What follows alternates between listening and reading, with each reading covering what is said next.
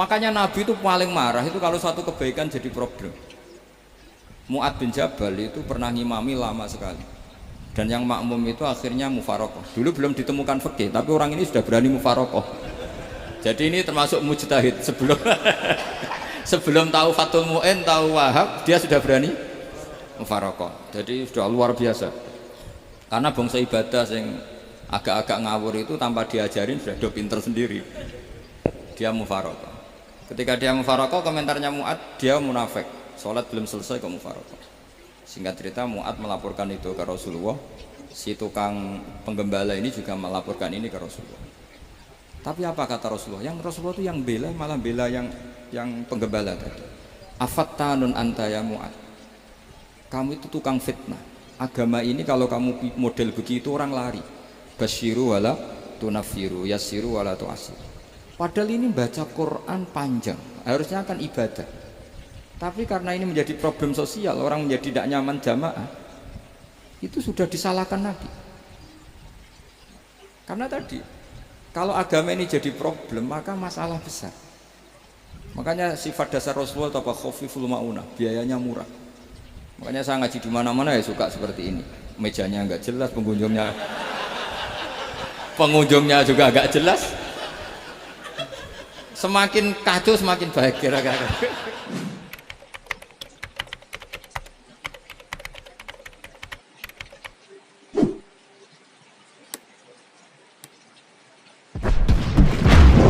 Assalamualaikum warahmatullahi wabarakatuh. Bismillahirrahmanirrahim.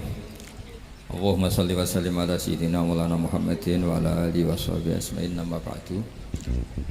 Yang sangat kula hormati ini wonten Habib Soleh bin Ali bin Hasan Al-Attas, Habib Ahmad dan para keluarga. Monggo sareng-sareng maos Fatihah sipun kangge Habib Ali Syarifah Syifa dan keluarga. Al-Fatihah. A'udzubillahi minasyaitonir rajim. Bismillahirrahmanirrahim. Alhamdulillahirabbil alamin. Arrahmanirrahim. Maliki yaumiddin.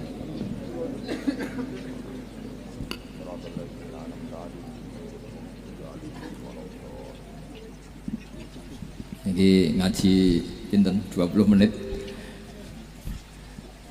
Berapa menit? 20 menit. Bismillahirrahmanirrahim. Ini saya niat ngaji tentang yang populer mawon ya, tapi dimaknani secara detail ngangge tradisi ini ulama. Idza matabnu adama in qata amaluhu illa min salasin, shadaqatin jariyatin aw ilmin yuntafa'u bihi aw waladin sholihin yatullah. Kula maknani sing ketiga mawon, awaladin sholihin yatullah. Terus walad niku maknane anak. Anak niku saged anak nasab. Terus Habib Umar bin Nisbat Habib Soleh bin Nisbat Habib Ali namanya anak nasab. Lalu yang paling penting dari status anak niku soleh. Soleh niku status perilaku.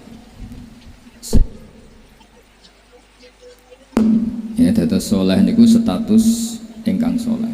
Soleh niku maknane ingkang layak. Yat ulah nembe wonten sifat kedua ingkang dungan. Terus pertama nu sementing soleh. Dikata saniki niku tiyang mendoakan orang tuanya, tapi mboten enten status soleh, dari rapati mandi. Jadi ini yang perlu diperhatikan. Jadi status soleh itu kita dapatkan dulu, baru yat ulah. Sekarang do menculot. Anaknya do rapati soleh terus dunga sakjane rapati mandi. Nah niki Habib Ali bejo, anaknya dijinakno soleh ya soleh tenan. Dadi niki pun niku nama merger nih. Dadi soleh kamil. Tapi ngeten nggih kula pesen karena Habib Soleh mulai kecil sama saya, sama-sama ngaji di Mbah Mun. Orientasi terbaik saking sunnah nabawiyah gini ku keberlangsungan. Terus kula sering belajar tentang kitab-kitab samawi, kitab-kitab sing diriwayataken beberapa ulama ahli kitab sing pun disaken kalian ashabur Rasulillah sallallahu alaihi wasallam. Niku riyen Nabi Ibrahim niku pertama dadi Khalilur Rahman, kekasih Allah Khalilur Rahman. Niku mergi piyambake nu tersiksa protes. Terus kadang tiang saya ini kudu protes, tapi protes buat kita demo. Protes itu tidak harus diem, protes. Ya Allah, dunia ini tidak fair. Engkau yang Tuhan, Engkau zat yang begitu penting, Engkau zat yang menciptakan langit dan bumi, Engkau zat yang memberi rizki, yang bikin air, bikin oksigen, semua kebutuhan manusia. Kemudian mereka tidak kenal Engkau. Ini tidak fair. Jadi beliau itu tiap malam tuh ngumpat. Ini enggak fair dunia ini. Engkau yang begitu penting pencipta langit bumi, Engkau begitu penting yang menciptakan air, menciptakan kebutuhan manusia. Kemudian mereka tidak kenal Engkau. Ini tidak fair. Ini tidak benar. Jadi sering marah gitu. Karena sampai nggak bisa bayangkan kan, apapun hebatnya presiden atau menteri atau rektor atau kiai itu senang desa nggak dikenali statusnya diundang lek apa yang dilek itu gak keren belas. Karena ya sama kan, salah Habib Soleh Alatos muridnya Said Umar punya Mbah Mun terus nang desa diundang pening dilek itu kan gak keren belas. Awal dari keren itu tetap dikenal. Nah kemudian orang itu tidak kenal Allah. Makanya terus beliau sujud berkali-kali, ya Allah, sama siapa munajatnya beliau? Innahu la yahzununi alla ara ahadan fil ardi ya'buduka ghairi. Jadi cara Kiai Sarang namanya ini innahu sak temene kelakuan la yahzunu, yektene nyusano ni ing ingsun, nyusano banget karena pakai lam taukid. Innahu sak temene kelakuan la yahzunu, yektene nyusano banget ni ing ingsun. Apa sing nyusano an? Apa sedene kelakuan la ara ora ningali ingsun fil ardi ing dalam bumi. Ahad dan ing wong suci ya'budu kang nyembah sapa ahad ka ing panjenengan wiri saliyane ingsun. Ya Allah, sungguh saya sangat susah. Karena Engkau zat yang begitu penting, kemudian yang tahu kalau Engkau Tuhan itu hanya saya. Sampai ngentes enggak misalnya ada orang melihat saya itu marhafid kemudian tidak tahu kalau beliau orang alim. Sampai sebagai muridnya ngentes enggak? Ngentes kan? Ada orang memperlakukan Mbah Mun tidak tahu kalau beliau seorang alim alama. Kita sebagai santrinya ngentes enggak? Ngentes. Nah ini Allah yang Tuhan, kemudian orang tidak ada yang memperlakukan dia sebagai Tuhan, bahkan nyebut saja tidak mau. Itu ketersiksaannya Nabi Ibrahim. Kalau kita kan tersiksa mergo ora duwe, ora payu rabi, sing wis payu rabi ra iso wayo, ya gitu. Macam-macam kesulitan. Itu jadi apa jadi wali itu sudah berat, karena orientasinya agak tentang Allah tapi tentang diri sendiri. Ana sing susah proposal ragu ya Mas Agam. Macam-macam. Artinya Nabi Ibrahim itu orang yang benar-benar Khalil Rahman. Beliau tersiksa ini karena dunia ada gak fair. Masa Allah zat yang begitu penting kemudian mereka enggak tahu. Maka awal dari nubuah itu apa? Menaukan al-i'lan, mempermaklumatkan Allah di alam raya ini. Makanya enggak ada nabi kecuali memaklumatkan diri. Saya dulu awal-awal Habib Soleh mau nyai saya bilang orang alim itu harus ngaku kalau alim. Habib juga harus ngaku kalau Habib. Yang orang miskin tidak usah ngaku sudah konangan. Wong elek ora usah ngaku wis ketor elek. Karena agama ini pertama yang menolong itu memaklumatkan. Sehingga pertama Nabi jadi Nabi dari Gua Hira, pertama apa? Cara saiki nggih kira-kira memaklumatkan. Tapi reso dibahasano jumpa pers. Tapi yang jelas pertama yang dilakukan Nabi setelah di Gua Hira apa? Memaklumatkan diri kalau beliau adalah Nabi. Sehingga dikumpulkan semua terus beliau memaklumatkan diri kalau saya ini Nabi. Karena nggak ada artinya Allah kalau tidak dimaklumatkan. Makanya di Quran tuh kalau menyebut Allah atau menyebut kebenaran selalu dimulai dengan kata fa'lam, harus dimengertikan. Kita ngerti kemudian mengertikan ke orang lain. Makanya saya sering dulu bilang ke Habib Soleh, nggak boleh orang soleh menyembunyikan diri. Karena nanti kalau orang-orang soleh menyembunyikan diri, sing zuhara ala wajhil ardi adalah sesuatu yang nggak benar. Coba misalnya gini, orang bisa terhibur lewat dangdutan, terhibur lewat maksiat. Sementara orang nggak bisa terhibur lewat thala al-badru alaina, asyraqal qanut dihaja dan sebagainya. Maka orang-orang soleh adalah orang yang bisa memaklumatkan Allah, memaklumatkan Rasulullah, memaklumatkan Quran dan supaya itu diterima. Karena awal dari orang terima itu tahu dulu. Nah ini tahu saja enggak. Makanya Nabi Ibrahim susah, ya Allah, Engkau zat yang begitu penting kemudian tidak diketahui. Ini apa-apaan, enggak fair. Akhirnya Nabi Ibrahim diangkat sebagai Khalil Rahman untuk menaukan atau untuk memaklumatkan Allah Subhanahu. Nah sebelum itu beliau dihibur, diterbangkan ke langit, ke alam malakut. Kamu susah ya, kenapa susah? Karena zat sementing engkau kemudian tidak ada yang menyembah. Terus dijak ke alam malakut, ditunjukkan sekian juta malaikat, sekian ribu malaikat, semuanya membaca tasbih takbir. Ibrahim seneng. Oh ternyata sing seneng jenengan banyak. Loh, coba kalau kita punya kiai kayak Mbah Mun, semakin yang seneng banyak kan semakin kita seneng. Kalau nggak ada yang tahu kan kita tersiksa. Makanya ini penting sekali. Jadi pertama agama ini seperti ini tuh barokahnya dingertikan, dimaklumatkan. Saya ini orang yang humul itu menutup diri betul, kecuali bab ngaji. Saya kalau ngaji terbuka, sampai saya tidak tahu apa ada yang streaming apa direkam, saya tidak tahu. Pokoknya saya satu-satunya saya mau terbuka itu pas ngaji. Dan saya pede karena dulu ngaji saya benar. Saya tanya Mas Akom, Mas, sebetulnya kalau sampean mau mulang terbuka bagus. Potensinya dua, konangan alimnya atau konangan ya resiko terbuka kan itu Pak, konangan alimnya. Nah daripada potensi yang kedua terus nggak mau ngajar ya humul, syaratnya wali ku humul. Oh, humul itu nggak menampakkan, memangnya mau menampakkan apa kalau nggak bisa apa-apa kan. Jadi saya tidak tahu itu humul apa bagian dari pengamanan diri. Apa Mas? Apa? Aim. Jaga iman. Jadi Nabi itu pertama yang dilakukan apa? Memaklumatkan kalau Allah itu Tuhan. Jadi ciri utama orang soleh itu kalau kebenaran tidak mendominasi bumi ini. Jadi ciri utama orang soleh itu seperti itu. Makanya kenapa saya milih manhaj. Tentu Habib Soleh tidak harus niru saya karena antar orang alim tidak boleh saling mengikuti. Tapi juga seterusnya nggak boleh saling ganggu. Saya itu ngaji di mana-mana itu guyon. Karena bapak saya suka guyon, Mbah Mun suka guyon. Alasannya bapak dulu sederhana. Orang sudah nyari hiburan dengan maksiat. Sehingga agama ini harus membawa keceriaan sosial, membawa keceriaan hati. Karena Allah ngendikan kul bi fadlillah wa bi rahmati fa bidzalika falyafrahu. Orang tuh harus senang dengan kebaikan. Orang happy dengan tola al-badru alina, happy dengan manakibul akhyar, dengan fadhailul akhyar. Karena orang di sana sudah senangnya itu kalau ada maksiat. Nah sekarang agama dibawa orang-orang yang tidak menyenangkan juga. Ngaji teko wis merengut. Ada muridnya salah duduk marah, salah posisi meja marah. Lalu orang-orang kan mikirnya kan, daripada ngaji dimarahin terus mendingan ndak kan itu. Makanya Nabi itu paling marah itu kalau satu kebaikan jadi problem. Mu'ad bin Jabal itu pernah ngimami lama sekali. Dan yang makmum itu akhirnya mufarokoh. Dulu belum ditemukan fikih, tapi orang ini sudah berani mufarokoh. Jadi ini termasuk mujtahid sebelum sebelum tahu Fathul Mu'in, tahu Wahab, dia sudah berani mufarokoh. Jadi sudah luar biasa.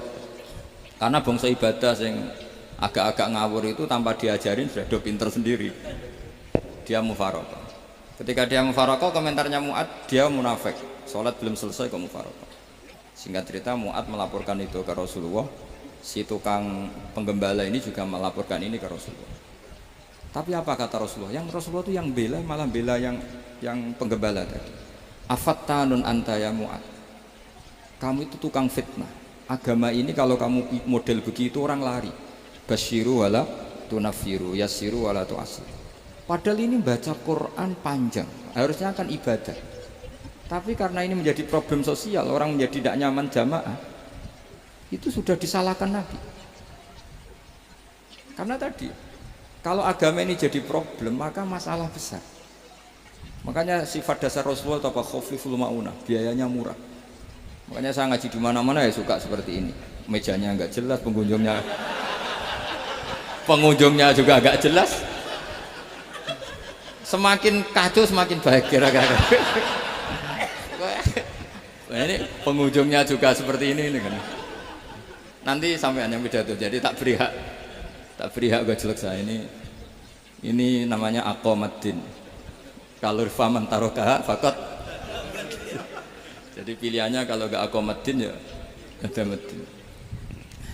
Jadi kenapa banyak kiai yang ceria? Karena tadi satu-satunya cara kita menandingi hegemoni maksiat adalah pembawa taat itu ceria, karena orang itu mesti mencari kebahagiaan. Sebab itu para nabi itu ngajarkan agamanya dengan cara yang bahagia. Misalnya mangqala la ilaha illallah dakhalal jannah. Nabi tidak ngendikan gini, mangkola la ilaha illallah, terus sholatnya benar, puasanya benar, belajarnya benar, jadi kiainya benar. Wah itu kalau itu panjang sekali, banyak yang nggak masuk surga. Sementara kubu yang lain kampanye sudah tenang bersama bapaknya di surga. Lah kita kampanyenya, kon sholat ra mesti ditompo, puasa ra mesti ditompo. Wes repot, syaratnya ditompo ikhlas wangel, kowe ora bakal iso. Berarti maknane kan ora bakal mlebu swarga. Akhirnya wong kan mikir, wis salat tetep ra swarga, poso tetep ra swarga, mendingan ra salat. Jadi kita ini kan bersaing sama kampanye sebelah gitu. Makanya saya milih manhaj pokoknya Islam apik. Tapi bukan berarti saya menyepelekan aturan-aturan dalam sholat, karena yang kampanye itu sudah banyak. Biasanya kiai-kiai sing kereng kampanye tentang sing kereng-kereng nih. Itu saya manfaatkan, ya sudah, itu bagian jenengan. Jadi orang itu harus mikir. Agama Kristen itu diterima di Eropa di mana-mana. Di antara sebabnya adalah karena orang dijamin masuk surga. Orang mau kayak apa faseknya tetap kalau mati bersama. Kita enggak, sudah kiai, sudah mulang terus masih didoain. Semoga amal baiknya diterima, amal buruknya masih ngebar apa? Dan itu santri saya nanti kalau ziarah saya tuh kan, ya Allah ampuni Gus Bah ampuni. Itu kan ngenyek orang itu maksudnya. Maksudnya bukan, makanya saya pernah ketemu orang yang berfaham Wahabi. Dia nuduh kalau orang doa ke mayit itu minta sama mayit. Saya bilang, saya saja yang jadi mayitnya enggak siap. Kok bisa? Doanya itu doa ngeper. Masa sama gurunya bilang gini, Allahumma ingkana muhsinan fazid fi ihsani wa ingkana musian. Masa gurunya ditaklek? Jadi dia tidak yakin betul kalau gurunya muhsin. Masih ditaklek, jika guru saya baik maka gini ya Allah, jika guru saya buruk maka gini. Loh saya tuh gak pernah doain Mbah Mun gitu, tak anggap gak sopan. Jadi kalau saya berdoa, ya Allah jenengan idzihi apa ya, jenengan balas lah, idzihi anna anil muslimina khairan kasira wa antal ghafurur rahim wa anta gitu. Saya gak tega muni wa ingkana musian. Jadi kayak ada sopan ya. Loh kalau aku yang mati sapi lagi. Tak balik malah. Ingkana musian. Malah ada terusannya bahwa kadalik. Jadi makanya mereka kan sering pakai dalil. Andai kan tradisi itu benar, maka yang paling pertama melakukan itu sahabat. Selalu mereka berargumentasi kalau itu tradisi yang benar, maka pertama yang melakukan itu sahabat. Ya gak mungkin sahabat masa bilang ke Nabi ingkana. Bisa kafir berat kan? Masa kesolehannya, lu andai kan Abdul Qadir wafat di mana ini ngomongin? Beduk. Saya tidak akan berdoa seperti itu. Oh bisa marah Abdul Qadir Jailani. Masa kesalahan beliau di ingkana musinan sama ingkana musian. Jadi orang tuh harus mikir. Jadi saya dengan bukan berarti Gus Bah kita menciptakan doa baru. Ini bukan urusan menciptakan. Orang yang punya sopan spontan seperti itu. Ini bukan urusan modifikasi doa Anda. Makanya kenapa para nabi itu tidak disolati dengan cara seperti itu, langsung assalamualaikum ya Rasul. Assalamualaikum ya Abu Bakrin, assalamualaikum ya Umar. Enggak mungkin kita mengatakan ya Abu Bakrin, ya Allah ingkana. Masa Abu Bakar diingkana? Kalau dia bukan, kalau beliau ashabu Rasulillah pasti orang Sayyid itu dzurriyyatu Rasulillah, pasti al-tahirin al-mutahhari. Guru-guru kita ini guru-guru kita. Jadi tolong doa itu. Nah, kalau terpaksa doa wa ingkana musian, anggap saja hafalnya hanya itu, tapi jangan dijiwai apa? Jangan apa? Dijiwai. Kalau ditanya, "Lho Gus, ini orang soleh kok doanya wa ingkana musian?" Itu kan guru jenengan. Apalku ikut tok. Tapi ora usah dimaknani, apa? Karena sekali dimaknani nanti kan. Jadi ini urusan etika, urusan rasa. Saya teruskan ya. Karena jadi saya mohon sekali, apa-apa itu ada aturannya. Ada aturannya. Ya tentu kita ikut masal saja. Semua selain Nabi, selain para wali kita nggak apa-apa. Doa Allahumma ingkana musinan, ingkana musian. Tapi di hati kita sebetulnya ketika mengatakan ingkana musian itu Coro Jawa hanya rapalan. Rapalan itu ya sudah ngomong saja, tapi nggak usah apa? Nggak usah dijiwai ya. Yang dijiwai kita adalah sifat ghafurnya Allah. Bukan status mayitnya, tapi sifat ghafurnya Allah. Karena kata musik itu kan nggak nyaman. Makanya Nabi itu hebatnya Nabi, ya tentu karena bentukan Allah Subhanahu wa taala. Adabani Rabbi fa ahsana ta'dibi. Itu kalau nyifati tentang keburukan orang mukmin itu diikutkan sifat ghafurnya Allah. Jadi misalnya gini, kalimatnya liyukaffirallahu anhum aswa alladzi amilu. Atau sebagian ayat misalnya wa yukaffiru anhum sayiatihi. Jadi sebetulnya kalau terpaksa mengatakan orang itu buruk, itu sebenarnya dari Allah dulu kita mengatakan Allah itu zat saking baiknya itu mengampuni salahnya seseorang. Jadi nyifati Allah dulu, Allah saking baiknya itu mengampuni salahnya orang-orang baik. Karena orang-orang baik juga manusia, Ustadz juga. Tapi lebih ke nyifati ke Allahnya. Kalau kita kan enggak, lebih tertarik nyifati mayitnya. Sehingga kita di hati itu mayit kira tak jalono sepuro tuntas kayak gitu. Jadi kalau di Quran enggak seperti itu. Jadi kita lebih mensifati Allah itu Ghafur, Afuwun Karim. Makanya seperti doa-doa kita kalau Ramadan gini, Allahumma innaka afuwun karim tuhibbul afwa, baru bakas fa'fu. Jadi ada aturannya. Meskipun ilmu ini agak jelimet, tapi bagi ahlinya ini ma'ruf. Kalau sama nggak paham berarti nggak ahlinya. Jadi ilmu ini agak jelimet, tapi ma'ruf. Nah, sehingga Rasulullah kalau kita meyakini syafaatu Rasulullah SAW, itu cara berpikir harus kita balik. Misalnya begini. Wong Islam nakale ngono, penggaweane maksiat kok disafaati Kanjeng Nabi kurang penggawean. Caranya berpikir jangan gitu. Kalau gitu kowe mari mangkel wong nakale ngono kok untuk syafaati Kanjeng. Tapi cara berpikir gini. Syafaatu Rasulillah itu wasi'ah, luas sekali. Syafaatu Rasulillah ghairu munhasirah, tidak terbatas. Syafaatu Rasulillah itu lebih sakti ketimbang dosanya umatnya. Semua ulama dulu kalau nyifati Allah juga gitu. Allahumma misalnya maghfiratuka awsa'u min dzunubina. Ya, yang misalnya yang pakai mutakalim ya Allahumma maghfiratuka awsa'u min dzunubi wa rahmatuka arja inti min amali. Jadi jangan kitanya dulu. Kalau kitanya dulu kan nyifati kita dosa banyak. Itu sama ndak usah ngaku sudah tahu semua.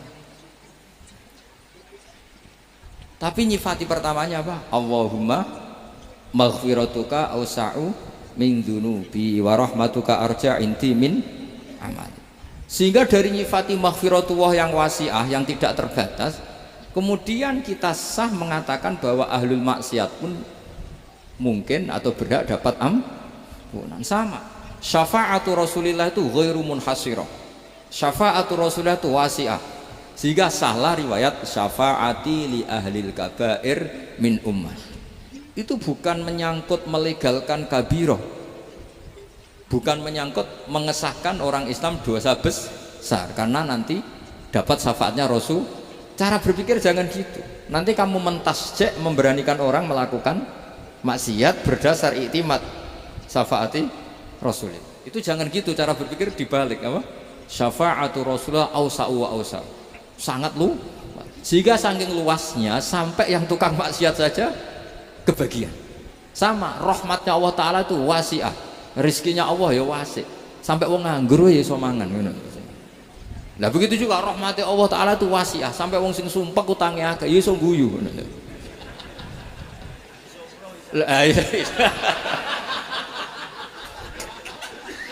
Tapi kalau dibalik, misalnya saya diprotes kiai, saya pernah juga diprotes. Gus, umat kok mbok latih guyu, padahal mereka maksiate akeh, utange akeh, gini-gini. Karena kamu menyifati orangnya. Kalau menyifati orangnya sampean guyu haram. Utang jatuh tempo, sampean gak mikir dosa ndak? Dosa. Jadi kiai muridnya goblok kok kiai kurang tahajud itu ya dosa. Jadi kiai kok muridnya goblok tenang wae. Sementing untuk sowanan itu amatir ya kene. Mestinya cara berpikir dibalik. Rahmatullah wasi'ah, rizquhu ya wasi', fadluhu wasi'. Sampai wong sumpek wae iso guyu. Sehingga kita ini sudah objek. Loh, kita ini tidak subjek. Di alam raya ini kita tidak subjek, tapi apa? Objek. Makanya saya berkali-kali mengatakan, mbok kayak apa sumpeknya kita, tetap wong iso guyu. Karena apa? Allah mensifati dirinya wa annahu wa adhaka wa abka. Allah itu adhaka, zat yang memberi orang iso guyu, wa abka lan zat sing maringi wong iso nangis. Karena sifatnya Allah Ta'ala pasti nafidah, sifatnya Allah Ta'ala pasti terjadi. Dan kita objek. Makanya wong sumpek utangnya akeh, bojo ora percaya, tangga ora percaya, nak guyu banter-banter. Karena Allah itu adhaka, zat sing maringi guyu. Wa abka, sudah presiden, sudah gubernur, sudah menteri. Nah Allah kepengen nangis, no yo nangis. Coba ngeluhnya apa kalau misalnya jenengan seorang mantan presiden atau mantan gubernur, kadang anaknya calonan RT gue menang bunda ya. Ngeluhnya apa orang alim, misalnya alim alama, anaknya mau jadi jurumiyah raiso, susah. Kaya raya anaknya jadi pasien, susah. Allah punya cara untuk abega, untuk bikin orang nangis. Nah karena kita ini objek, pasti sesupek apapun orang yang bisa tertawa ya bisa nangis. Makanya banyak ulama yang nggak terlalu serius mikir agama ini, bukan karena dablek, enggak, karena Allah mensifati dirinya Al-Hadi, yang memberi petunjuk. Kita gak ditunggoni Kanjeng Nabi, gak ditunggoni Wali Songo, gak ditunggoni para alawin yang dulu, gak ditunggoni Habib-Habib yang kayak Said Abdul Al-Haddad. Tapi karena Allah itu Al-Hadi, yang memberi petunjuk. Dan sifatnya Allah Ta'ala la budda wa ayat takuna nafidah. Sifatnya Allah pasti nafidah. Amerika kayak apa liberalnya, sekarang trennya juga banyak yang masuk Islam. Kampung-kampung pedalaman gak ada kiainya, cukup mudin. Kadang yang membawa agama itu orang yang ke situ mau nyari kayu. Orang di pedalaman Kalimantan, Sulawesi itu pertama itu nyari kayu, tapi bawaan hidayat, lama-lama bikin masjid. Saya pernah di Korea, ke sana orang nyari uang, niatnya juga nyari uang, tapi akhirnya tersiksa kalau enggak bikin masjid. Karena apa? Karena Allah itu Al-Hadi, zat yang memberi petunjuk. Maka kamu tidak usah khawatir, agama ini pasti jalan ila yaumil qiyamah, karena Allah Al-Hadi. Sama. Mbok kamu umat mbok weden-wedeni kowe ku amalan ora mesti ditampa. Nek ora ditampa mlebu neraka. Ngono mulai ngaji ya tenang ae. Tenang, santai. Bahkan kadang bilang gini, Pak Yai tadi gak bener. Masa ngecap orang mlebu neraka. Kita yang masyarakatnya gak tahu pintunya. Pak kayaknya tahu pintunya. Karena orang itu punya cara. Loh ya betul. Orang Bedui itu kalau ngaji sama Nabi itu lebih unik timbang yang soleh, timbang yang pinter. Sehingga banyak ilmu itu ditemukan dari orang Bedui. Karena cara berpikir itu aneh. Kalau orang soleh, orang waras kan berpikirnya ada aneh, standar. Jadi orang Bedui itu aneh. Pernah suatu saat Rasulullah itu khutbah cerita kiamat. Wah dahsyatnya kiamat kayak apa? Semua orang diam nangis semua. Orang Bedui enggak, lebih cerdas. Ini Nabi itu aneh. Cerita kiamat kok udah ada tanggalnya ini gimana? Orang nangis semua karena dahsyatnya kiamat kayak gitu. Bumi dihancurkan, wus. Pantas sudah nangis dewe-dewe. Ya ono sing nangis pabrik banyune macam-macam ya. Ini kalau kiamat gimana ini perjalanan air kemasan saya kan orang mikir mikir dewe-dewe gitu. Tapi ini enggak. Orang Bedui cara berpikir tuh enggak. Malah ya Rasulullah mata sa'ah. Engkau itu cerita kiamat tapi enggak jelas tanggalnya. Kalau cerita kiamat ya harus jelas dong kapannya. Jadi unik. Jadi cara berpikir sahabat kaget semua loh. Kaget. Karena gak kepikiran. Nabi a'radu itu mengabaikan. Banyak sahabat yang menganalisis lam yasma kan. Nabi memang gak dengar sehingga mengabaikan. Ada yang analisis lagi sami'a wa kariha. Sebenarnya Nabi dengar itu gak berkenan karena tengah-tengahnya khutbah kok tanya. Tapi si Arabi ini cerdas. Masuk akal kan? Misalnya mau pilihan presiden, orang mesti tanya kapan kan? Ya kan? Mau ganti presiden atau ganti bupati, takarnya orang kan kapan? Kayak Mas Akom jadi wali ndak? Pertanyaannya kan kapan? Kalau jatuhnya kan sudah ya. Sehingga tanya, mata sa'ah ya Rasulullah. Lama-lama Nabi diangen-angen, bener juga orang ini. Saya cerita kiamat kok gak jelas kapannya. Ini Nabi menjawab.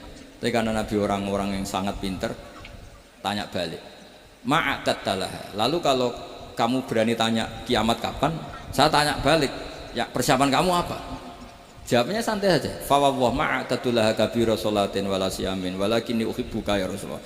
Saya nggak menyediakan apa-apa, sholat saya biasa aja, maksudnya standar. Ya kira-kira 5 waktu pas, ya jenis saya lah kira-kira. Wala kabira siyamin, dan saya puasa ya standar saja pas. Walakin uhibbuka ya Rasulullah. Tetapi saya mencintai engkau ya Rasulullah. Jawabannya Nabi apa? Almar'u ma'aman ahabba. Sebagian riwayat anta ma'aman ahbabta. Jadi hadis itu populer tuh barokahnya wong desa. Andai kan dia punya etika maka sowan dulu tanya 4 mata. Itu jadi hadis ahadi. Tapi barokahnya dia selonong di depan umum.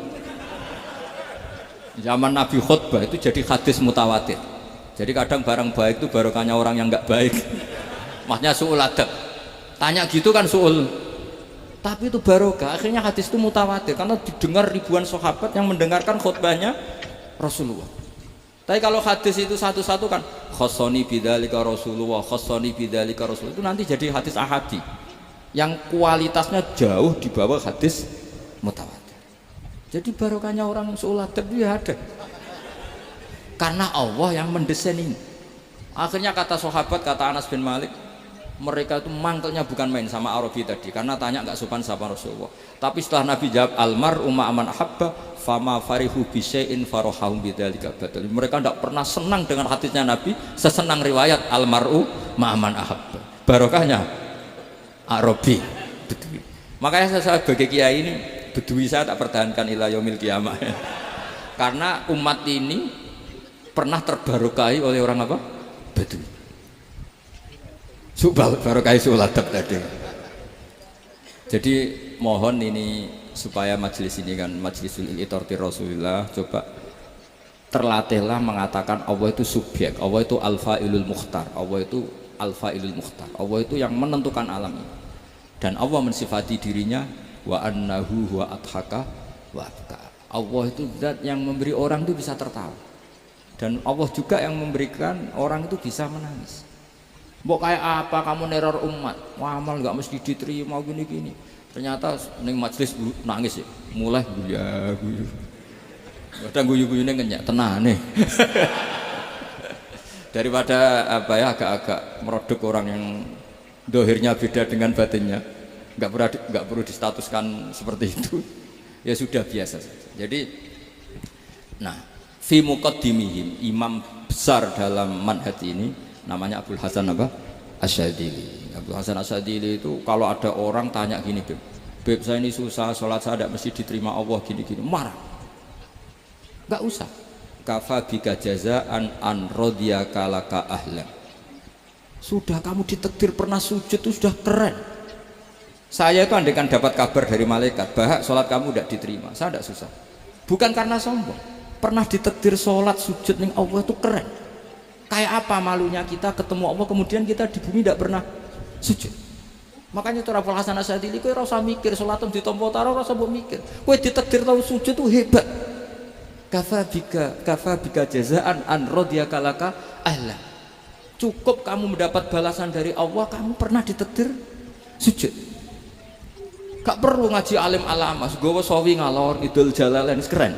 Paling gak malaikat pernah melihat kamu, wah gowo tak tetap kuwedi. Gak penting paham gak penting karena isra bakat paham Mas. Jadi Abdul Hasan Asyadzili adalah orang yang dan itu Al-Hasani ya, dan itu Al-Hasani. Makanya macam-macam kita yang Al-Husaini sudah kita punya Faqih Muqaddam, punya banyak. Di Al-Hasani yang paling populer diantaranya adalah Abdul Hasan Asyadzili. Beliau tuh kalau menghentikan sesuatu itu positif terus. Termasuk itu ketika ada orang resah sholat saya diterima ndak, kata beliau wes yang sempurna ditakdir tahu sujud. Saya itu sebetulnya kadang-kadang yang miris, wah sholatku tompo tora, tapi saya sangat sadili, sangat sadili. Saya nggak pernah berdoa ya Allah ibadah kami jenengan terima ndak, karena takut kalau doa gitu keterusan itu terus ditompo ora, akhirnya keterusan gitu, akhirnya ngenes. Masa orang pernah sujud ngenes? Lama-lama gini setan masuk. Apa artinya saya sujud ternyata gak diterima? Lu wong kawula kok iskal tentang pernah sujud. Itu kan ibarat gini, kamu ngasih uang sama orang tua kamu, misalnya Habib Soleh ngasih uang Habib Ali, terus apa artinya tak kasih, kemudian beliau tidak terima kasih, itu kan lucu. Terima kasih tidak terima kasih, seorang anak ngasih orang tua itu keren. Makanya saya bangga dengan Habib Soleh ketika beliau mengumrohkan Habib Ali, sudah mendaftarkan haji Habib Ali. Gak usah mikir diterima apa enggak. Wes keren, itu sudah perilaku yang keren, yang hebat. Makanya saya sering tuh, ada orang mau cerai tanya saya, Gus saya ini cerai gak, istri saya kurang ajar gini. Gak usah. Tapi bojo kula judes. Wong di bojo iku wis keren, paling gak kowe ra darani jomblo.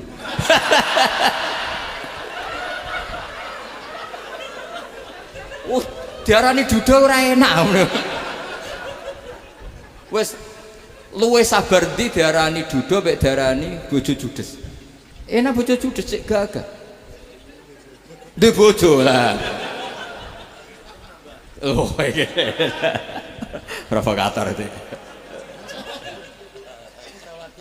Jadi kafabiga jazaan an radhiya kalaka ahlan. Sudah ditakdir pernah sujud itu sudah keren. Dulu ulama ala hadan nampak. Ulama dulu cara berpikir seperti itu. Makanya ulama dulu kalau nafsiri wasjud waqtarib sudah pernah sujud. Di Quran enggak pernah ada ayat wasjud lan sujudo sira ingkana kada wa kada ing kunta mutayakinan dikabuli sujudi. Kan ada sujud ya sujud saja, enggak usah mikir makbul apa enggak makbul. Sudah kalau sujud pasti waqtarib. Terus saya sebenarnya ya sebagai orang ya kadang wedi, sholatku ditompo ta ora. Tapi kalau keterusan nanti ada was-was yang mengatakan opo artine sholat. Lu tuh kan ngeri seorang hamba sing uripe ning bumine Allah kemudian menyoal pernah sholat hanya karena takut gak diterima. Itu kan geblek banget. Nah, saya jenis kiai yang di partai itu. Saya enggak tahu kalau kowe ning ndi kok. Sedih umat masa kamu gak ada keren blas. Jadi nanti kalau misalnya ada manhajnya Habib Soleh yang tidak seperti itu tidak apa-apa, mungkin supaya orang nggak takabur, nggak fakhr, sehingga makanya mulai dulu lama itu ya partainya kalau nggak rojak ya khauf. Nah saya ini yang jelas terang-terangan ikut partai rojak saja, apa? Partai rojak, karena banyak yang sudah di partai khauf. Tapi saya rojak yang bil ilmi tadi. Makanya Sayyidina Umar radhiyallahu anhu itu yang namanya sama sujud. Saya itu punya kitab. Habib Soleh pernah tak tunjukin tulisan tangan saya. Muji-muji sujud. Sayyidina Umar ketika ditusuk seorang kila itu Majusi, Abu Lu'lu' terkenalnya itu. Itu Hulamul Mughirah terkenalnya. Ditusuk, dia sahabat, beliau sahabat, wali. Jadi nusuk Umar tuh kayak apa? Nusuk Mas Akom aja dosa besar apalagi nusuk Umar. Itu ketika ditusuk dia itu ya punya dendam, namanya manusia itu punya dendam. Artinya namanya orang kan mangkel sama yang nusuk. Kalau orang mangkel itu inginnya kan yang nusuk itu masuk neraka. Tapi apa kata Umar? Ngendikan gini, tanya pertama, yang nusuk saya siapa? Orang Majusi. Orang Majusi, Hulamul Mughirah.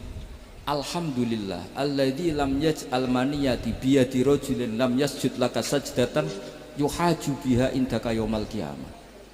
Saya itu senang Gusti, yang nusuk saya orang yang nggak pernah sujud sama jenengan. Jika kalau saya dendam supaya dia masuk neraka, saya nggak takut orang itu nuntut sama saya. Tapi kalau dia pernah sujud, pernah sholat, kemudian dia masuk neraka karena nusuk saya, kemudian dia berargumentasi, saya pernah sujud ya Allah, kenapa engkau masukkan neraka? Saya tidak berani jawab ya Allah. Saking hormatnya sama yang namanya sujud. Jadi kamu ada dendamnya kesampaian, cara Jawa ya. Dendam dengan tanda kutip ya, tidak makna semestinya. Jadi mangkel mbek sing nusuk nak mlebu neraka pantes wong ora tau sujud wae Gusti gitu. Tapi kalau pernah sujud kemudian dia masuk neraka karena saya, bisa yuhajuni biha yaumal qiyamah. Jadi kayak apa sujud? Saya apa? Nabi itu kalau muji sujud sampai ngitkan wa hatta takuna sajdatul wahidatu khairan minad dunya wa ma fiha. Nanti kalau kamu di akhirat ketemu Allah, kenangan terbaik kita apa? Di dunia pernah sujud. Keren kan? Cara ning pondok wis tau bayar syariah lho. Cara sowan kiai tau ngamplopi Mas. Wis go jajan. Nah tapi kadang setan itu masuk tadi. Apa artinya sujud gak mesti ditompo, apa artinya sowan Habib ngaturi ra mesti ditompo, ngaturi kiai. Akhirnya ada ketakutan. Nah kalau ketakutan ini berlebihan lama-lama, ma faidatus sujud. Wah itu sudah buruk sekali wong hamba kok tanya ma faidatus sujud. Nah ini di pentingnya mazhab-mazhab Syadzili. Jadi saya ngaji agak-agak uraan wa amdan. Kalau ini watak sudah bukan. Jadi uraan itu ada dua, ada yang amdan bismil ilm, ilmunya banyak terus milih manhaj. Insya Allah saya partai itu. Ada yang uraan bakat Mas. Ada ya? Ada apa banyak? Nah sebetulnya khauf juga gitu Bim. Ada khauf itu karena ilm. Ada Habib alim alama atau kiai alim alama, dia tahu masyarakat kalau ngikuti Gus Bak nanti jadi fakir, kurang tawaduk, terus dia milih partai khauf. Lah yang buruk itu ada kiai yang milih khauf pancen dari awal sati cilik. Jenisnya wis sati. Jadi sebenarnya dia tidak cukup ilmunya nerangkan khauf, cuma jenisnya wis sati cilik. Wong ning omah lawang dikunci ono gludak-gludak, ono hantu putih. Jadi ya sama, yang bawa rojak bisa bawaan dablek, yang bawa khauf bisa saja bawaan ati cilik. Nah kita ingin yang bawa rojak ya bismil ilm, yang bawa khauf juga bismil ilm. Ya ono teh Mas, wong sing ati gede, mengene dua blek, tapi enggak bawaan rojak, memang bawaan dablek. Ada yang ati cilik tapi bawaan khauf. Jadi mengatakan khauf tapi sebetulnya bawaan ati cilik. Nah kita inginnya ndak, kalau rojak ya bismillah kayak Abdul Hasan Asyadili, kalau yang kampanye khauf kayak Said Abdul Haddad bawaan apa? Ilm. Sehingga kita ini kul inni ala bayyinatin mir rabbi, semua itu berdasar ilmu sing jelas welo-welo. Makanya semua nabi memaklumatkan apa? Kul inni ala bayyinatin mir rabbi. Jadi semua ilmu syaratnya apa? Bayyinah. Bayyinah itu kebenaran ilmiah sing jelas welo-welo. Makanya itu yang disebut Allah Subhanahu wa taala mensifati kekasihnya yaitu Nabi Muhammad sallallahu alaihi wasallam, lam yakunil ladzina kafaru min ahlil kitabi wal musyrikina munfakkina hatta ta'tiyahumul bayyinah rasulun minallah yatslu suhufam mutahharah. Niku Kanjeng Nabi saking cerdase meneh dek wong Islam, wong musyrik, wong kafir ngerti logika yang dibangun Nabi saja kuat infikak dari kemusyrikannya. Makanya disebut munfakin. Orang-orang musyrik, orang-orang kafir tidak munfakin, tidak tercerabut dari akar akidahnya hatta ta'tiyahumul bayyinah. Itu siapa? Rasulun minallah yatslu suhufam mutahharah. Masyhur itu debatnya Nabi dengan orang-orang musyrik. Mereka bilang, ya Muhammad, kita ini urusannya banyak, kasusnya banyak, lalu anda mengajarkan ke Tuhan satu, masa urusan banyak cukup Tuhan satu? Itu gak fair Muhammad. Aja'alal alihata ilaha wahida inna hadza la syai'un ujab. Urusan kita banyak, masyakil kita banyak, muskilah kita banyak, kalau Tuhannya satu tidak cukup Muhammad. Nabi dengan santainya memberi penjelasan, ya sudah gini saja, kalau kamu jadi budak atau pembantu, majikan kamu banyak, semuanya merintahkan kamu, semuanya bikin aturan untuk kamu suka enggak? Ya gak suka Muhammad, kalau majikan kita banyak repot. Ya sudah, Tuhan kamu itu majikan kamu, kalau banyak perintahnya beda-beda kamu pusing. Ya udah Mat, Tuhannya satu aja Mat. Karena Nabi bayyinah, orang itu bisa dibalik-balik pikirannya. Dan makanya disebut darabahu masalah rajulan fihi syuraka'u mutasyakisuna wa rajulan salamal lirajul hal astawiyani masalah alhamdulillah. Jadi Nabi itu kalau adu argumentasi itu luar biasa. Jadi segampang itu Nabi memberi apa? Argumentasi. Karena beliau adalah al-hujjatul balighah. Jadi Nabi itu gak pernah kelar. Pernah Nabi debat sama orang Yahudi, Muhammad, saya ini turunan Ibrahim, kita ini Israel ya, kita tahu Israel adalah turunan Nabi Israel, nama lain dari Yakub, Yakub bin Ishak bin Ibrahim. Padahal Yakub ini punya anak namanya Yahuda, makanya Yahuda bin Yakub bin Ishak bin. Kita ini yang mirip Ibrahim, bukan kamu. Tapi orang Yahudi itu nggak apal nasabnya, sehingga mereka bilang kita ini saking baiknya Ibrahim saja pengikut kita. Terus digojlok oleh Nabi, Ibrahim itu buyute Yahuda, makanya digojlok, ha antum ha ulai hajatum fi malakum bi ilm falimatu hajuna fi ma laysa lakum bi ilm. Kita adu debat itu sudah ilmiah, kenapa kamu menjadi tidak ilmiah? Kenapa Muhammad? Terus Allah menurunkan wa ma unzilatit taurat wal injilu illa min ba'di afala ta'qilun. Artinya gini, kalau Ibrahim dikatakan Ibrahim Yahudiyah, itu sama dengan saya berkali-kali podo karo sampean saling ngendikan Mbah Zubair itu pengagumnya Gus Roji misalnya. Padahal Gus Roji bin Ubab bin Maimun bin Zubair, misalnya Gus Roji bin Kiai Haji Ubab bin Kiai Haji Maimun bin Kiai Haji Zubair. Nah Ibrahim itu kan Yahuda bin Yakub bin Ishak bin Ibrahim. Terus mereka bilang Ibrahim itu pengikut Yahudi. Itu kan kebalik-balik. Kayak Habib Hasan itu pengagum Habib Soleh. Kan Habib Hasan rohnya ini gimana ini sih mbahnya kok dianggap. Nah sehingga orang Yahudi ketika Nabi berdebat beda dengan Nabi Muhammad SAW. Ketika ditanya kenapa kamu yakin agama tauhid, millata abi, karena ini agama nenek moyang saya, millata abikum apa? Ibrahim. Jadi jelas akhirnya orang Yahudi ngerti Ya kan sama dengan mengatakan tadi Pak Karno itu pengagum Puan Maharani, kan aneh nggak kalimat itu? Mbah Hasyim Asy'ari itu pengagum Gus Dur, gak lucu itu. Jadi Nabi itu orang yang bayinah itu kalau menerangkan kebenaran itu bahkan orang kafir pun bisa infikak, bisa munfakin, tercerabut dari akar kekafiran. Nabi itu mudah sekali merubah logika. Makanya di Quran sering ada kata aro'aitum, karena memang tadi.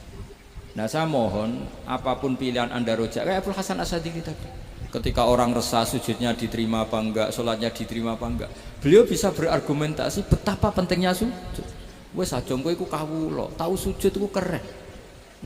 Saman bayangkan betapa malunya kita kalau kita ketemu Allah kemudian di dunia enggak pernah. Lho paribasane kula mlebu swarga lah wisin. Mlebu swarga tapi ning donya ora tahu wisin. Sama seperti kowe di guru saurip-uripmu ora tahu salam templek wisin. Kira-kira seperti meskipun salam templek ora penting ya ora penting tuh, misalnya soleh salam templek 50.000 duit wis akeh ngono kan. Nak masakom penting kudu rokok. Itu bukan nilainya kok, betapa malunya kita. Saya dulu mau sarang, andai kan tidak pernah khidmah sama you malu tenan sebagai apa? Santri. Makanya Sayyidina Umar ketika beliau dibunuh orang, itu pertanyaan pertama, dia pernah sujud enggak? Enggak pernah. Andai kan dia pernah sujud, maka saya tidak berani masukkan dia masuk neraka.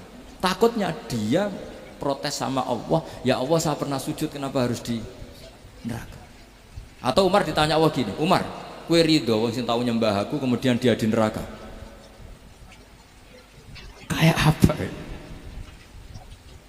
Jadi makanya Umar ketika wafat ketika alhamdulillah alladzi lam yaj'al maniyati biyadi rajulin lam yasjud laka sajid. Ya jadi saya mohon sekali jadi majelis ini sebuah majelis mubarak, caranya tauhidnya dibenarin ya, tauhidnya dibenarin. Jadi Allah itu adhaka wa abka, Allah itu al-hadi, Allah itu ar-razzaq. Sehingga menteri ekonomi mbok salah rumusillah wong tetep mangan. Mergo Allah itu ar-razzaq. Mbok negara dikelola keliru lah wong tetep mangan, wong Allah itu ar-razzaq. Kiai rada akeh sing di masalah. Tapi ya tetep agama ini jalan. Lho andai kan syaratnya agama ini kiai ini bener, wah ya repot. Kowe iso bayangno masakom bener terus. Tapi agama ini berkali-kali coba di TV itu banyak nyun sewu, ada ustadz, ada kasus apa, ada kiai, kadang ada masalah hukum. Agama ini jatuh enggak masalah. Padahal di TV sudah dinasionalkan kan, ada kiai terlibat kasus hukum atau ustadz tertangkap karena melakukan apa itu. Tapi enggak ngefek karena agama ini bihifdillah wa biriayatillah. Sama. Negara mana-mana kadang manajemen ekonominya enggak jelas, tapi masyarakat ya makan karena Allah Razzaq. Sama aku kancanan masako mengeluh tapi Allah adhaka, akhirnya iso guyu. Padahal orang untung ngeblas kancanan dede. Tapi karena Allah itu adhaka. Nah kita dengan istri yang kita cintai, dengan keluarga kadang nangis. Karena Allah itu zat yang bisa memberi abka. Wa annahu wa adhaka wa abka. Terus wa annahu wa amata wa ahya. Kita tidak ingin mati. Wah ya mati saja karena kita objek. Hidayah itu seperti itu. Allah al-hadi. Apa? Allah itu kayak apa Korea, negara ateis. Enggak kebayang di sana ada ngaji Aqidatul Awam, Mabadi' Fikih. Sekarang banyak. Saya tuh kalau beli Aqidatul Awam kerdusan tak kirimkan ke Korea. Sebelum saya ke Korea, karena sebagian santri saya di Jogja.